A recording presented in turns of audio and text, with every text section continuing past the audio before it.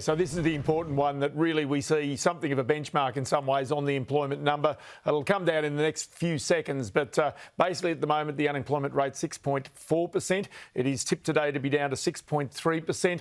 Remember, it did peak at 7.5% in July last year, and before the pandemic it had been sitting between 5.1 and 5.2%. The key here is also going to be about the future settings for interest rates and indeed for the Australian dollar, which has been higher ahead of these numbers. And the important part about this also, Tom, as you say, is JobKeeper, with anticipations in some quarters that there could be potentially as many as 100,000 jobs lost after this comes down. The number's down and it is dramatically lower than what anybody has ever anticipated or tipped. So the numbers come in at 5.8%.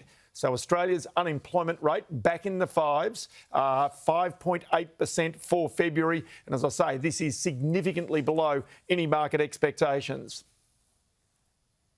It is, isn't it? Way below. So just looking at a few different figures, participation remained at 66.1%. So that's encouraging. So it's a real drop, if you like. Monthly changes employed people, 88,000 more.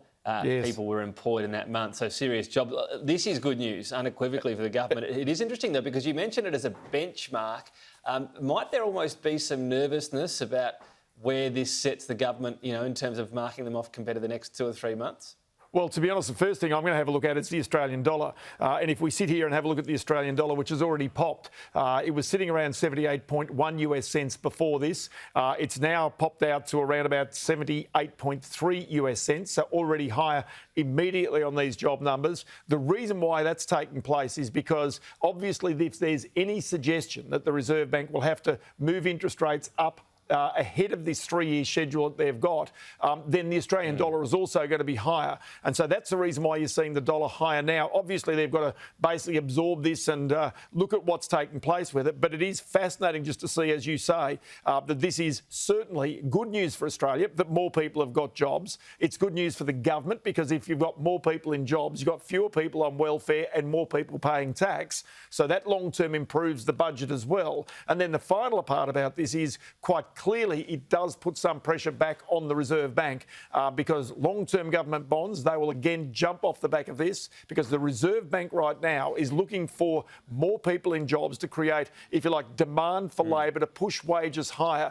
And that indeed wasn't really expected for the next 2 to 3 years. And of course, the unknown right now is what happens at the end of the month when JobKeeper comes off. Look, and I guess that's an aspect. So those jobs that are being propped up by JobKeeper have been there for quite a while, so they could still fall off. But this is the last thing I'll point you to, Ross. Full-time employment increased by 89,100, part-time decreased by 500. Now, I don't know, correct me if you're wrong, you're not really going to put someone on full-time at this point and then faced with the prospect of taking them back off at the end of March. So that would seem to be pretty positive. It's all basically full-time growth. Yeah, it is. And the second part about this is, of course, is we know that there is casualisation of the labour markets. We know that people are increasingly taking more than one job to support mortgages that they've got.